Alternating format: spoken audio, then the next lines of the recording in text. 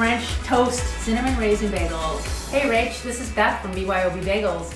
I love everything about bagels. And I thought, wow, I could take one of my cinnamon raisin bagels, drench it in a French toast recipe, and then put my mother's apple crisp on top of that. And now my mother passed away 5 years ago, so this is really special to me. And she would always give me these little recipe cards. So here we go.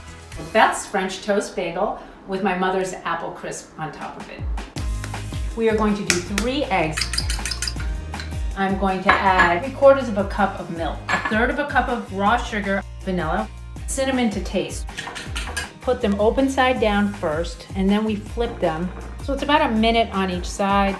It's gonna soak in all that yumminess. Now we're going to do the apple crisp recipe. We add 1/4 cup of flour. This is in with the butter and the sugar. And now we're going to add in 1/4 cup of uncooked oatmeal. And this is 1/2 cup of finely chopped walnuts. And now I'm going to put in the chopped apples. And then we just really want to toss it all together. Now if you're doing this with your kids, they're gonna love getting their hands dirty. We should be in for about 18 minutes at 350. We cooled these off on wire racks. Really, really good. I think she'd be proud.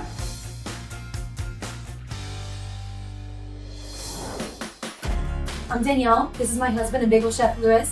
And together we own Bears Cup in Bolton Landing, New York. As bagel shop owners, customers are constantly asking us how they can store and freeze their bagels and then bring them back to life again once they've been frozen. Step 1 for freezing your bagel is slicing your bagel. You don't want to take your bagel out of the freezer and then try and cut a frozen bagel. So once you have that bagel that's perfectly sliced, you are going to want to saran wrap both halves pretty tightly. If you don't want to use saran wrap, you can use parchment paper or wax bags. You can even use a paper bag. What's ultimately important is that we have a sealable freezer bag on the outside of everything. And as you saw Danielle was doing, she's pushing the air out to avoid freezer burn and make sure that we keep the moisture inside the bagel.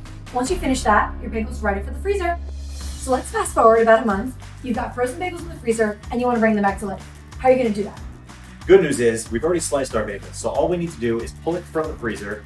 Pro tip, hydrate the bagel, run it under your faucet, give it a spritz with a little spray bottle if you have, and then put it right into the toaster oven. And what you're going to get from there is a bagel that tastes pretty damn fresh. Happy bageling!